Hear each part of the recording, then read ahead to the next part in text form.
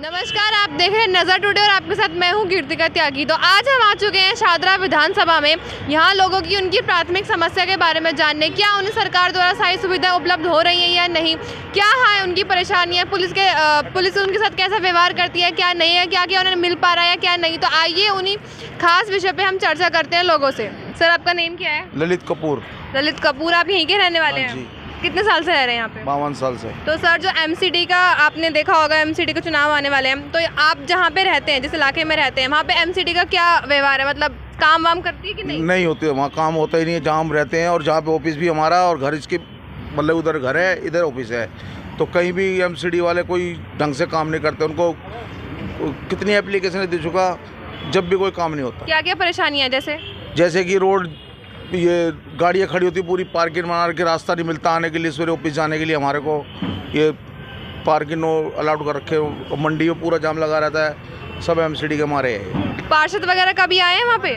नहीं आए, और मच्छर तो इतने हैं कि पूछो ही मत। मच्छर तो दिन में भी इतने हैं कि बैठ ही नहीं पाएंगे हम। आप बैठ के देख लो 2 मिनट, मच्छर आपको देखो ना कैसे हो जाएंगे, तो बहुत बुरा हाल है। जल भराव की समस्या है? जल भराव, बारिश में पूरा जल भराव होता है यहाँ पे। इस समय हम एमसीडी के बगल में जो पार्किंग की जगह थी, हम वहाँ मौजूद हैं। यहाँ पे पहले झुग्गी झोपड़ियाँ हुआ करती थी, अब उन्हें यहाँ से तोड़ दिया गया है, और ये लोग यहाँ अभी भी रहते हैं। क्या ये लोग यहाँ पे किसी परमिशन के साथ रहते हैं, परमिशन के बिना रहते हैं, क्यों रह रहे हैं? तो आइए इनसे बात करते हैं। हाँ जी, आप क्या बता रहे थे?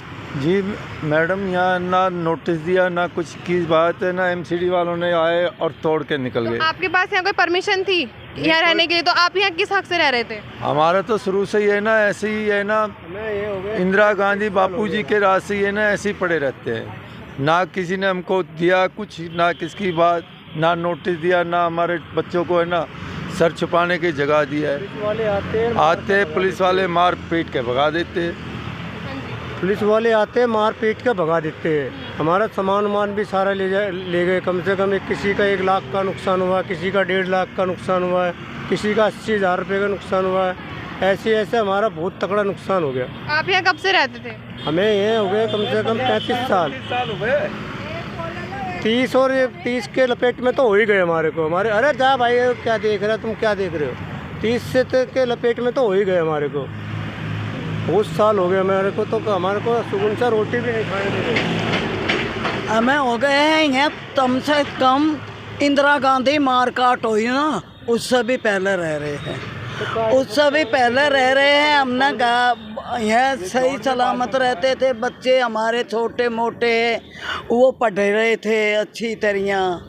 तो देखो भाई साहब, बात ऐसी है, इन्होंने ना तो नोटिस दिए, ये क्या नाम, ये एमसीडी वालों ने नहीं, हमें ये बोला तो तुम यहाँ से हटा लो, तो हमारा सामान निकाल लेते हम। तो जब आप यहाँ आए थे तब आपके पास कोई प्रूफ था यहाँ ये जगह आप जिस पे?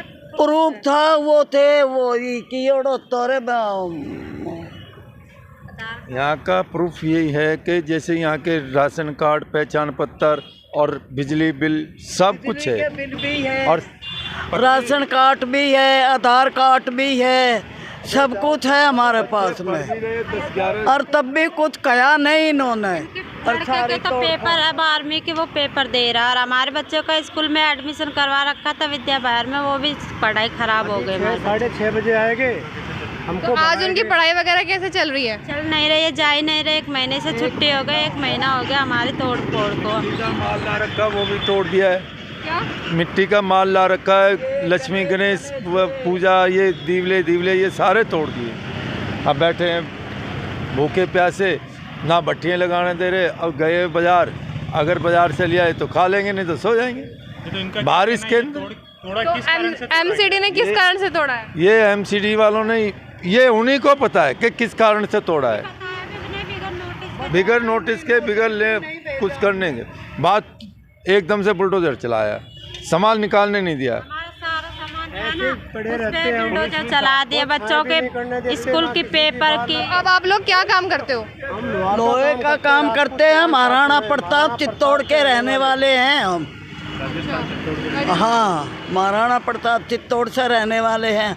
लेकिन बात ऐसी है, या तो हमें ये नोटिस देते, या अच्छा बुरा बोल के जाते तो भाई तुम हटा लेना, हम ये कुछ करेंगे।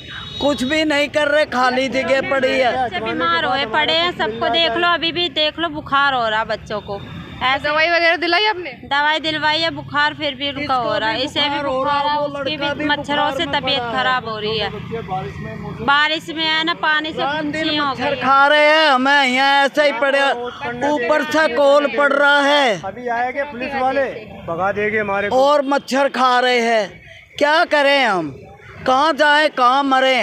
ऐसे तो पहले वाले लिखे पढ़े नहीं थे, तो चलो भाई घर मकान ले लिया छोटा मोटा। एडमिशन हो रहा था, हम पढ़ा लिखा रहे थे, तो फिर इन्होंने नोटिस भी नहीं दिया, हमारी जुगियाँ तोड़ दी।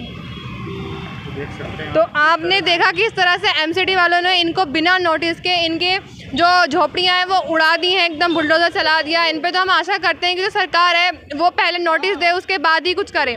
तो आइए कुछ और लोगों से भी बातचीत करते हैं। हाँ जी सर, आप क्या बोल रहे थे, बोलिए।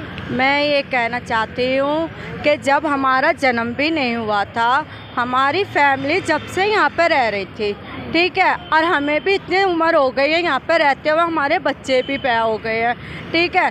और जो सरकार की जगह पे कब्जा करके बैठे हैं, जिन्होंने गैरेज बना के बैठ जाते हैं, जो छोटा सा मंदिर का बहाना लगा के मंदिर बना के बैठ जाते हैं, दुकान बना के चाय की बैठ जाते हैं, और बाहर के लोग आके रह के कब्जा कर लेते हैं, उन्हें सरकार नहीं हटाती है, उनको कुछ नहीं बोलती है कि तुमने बाहर वालों ने आके कब्जा कैसे कर लिया है, तुमने गैरेज बिगड़ कैसे, आप पूछे कैसे क्यों बना लिया।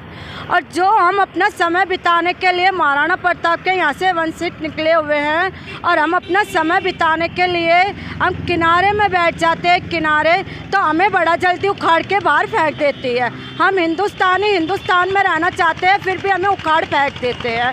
ऐसा क्यों लोहार जाति के साथ क्यों होता है ऐसा? ये और लोगों के साथ क्यों नहीं होता? जो बड़े बड़ी दुकानें बना लेते हैं, कब्जा कर लेते हैं, उनसे खाली क्यों नहीं कराती है? और हम तो फिर भी कब्जा भी नहीं करते, हम तो अपना समय बिताते हैं, क्योंकि हमें है ना, हमने कभी सरकार से हमारी जो दादा लाइफ बीत गई है, जगह समय बीत गया है। हमने जब हमारे किसी बुजुर्ग ने घर मकान में नहीं रहने की व्यवस्था करी, तो हम उनके वंशित कैसे कर सकते हैं? फिर भी हमें तो सड़क पे ही अपना जीवन बिताना है, लेकिन हमें क्यों हर साल में क्यों हमें उखाड़ फेंक देते? क्यों हमारे मेहनत के बनाए हुए घर मकान, हमारे घर के सामान बनाए हुए वो क्यों हटा देते हैं? क्यों तोड़ फोड़ कर देते हैं?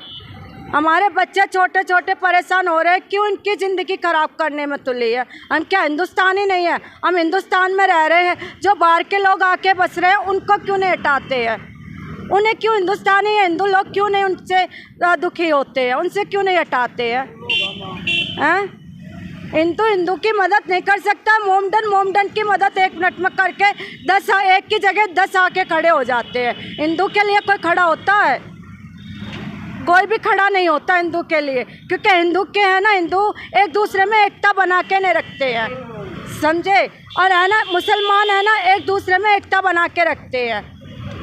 उनको एक को बोलोगे ना तो उसकी जगह 10 आके खड़े हो जाएंगे।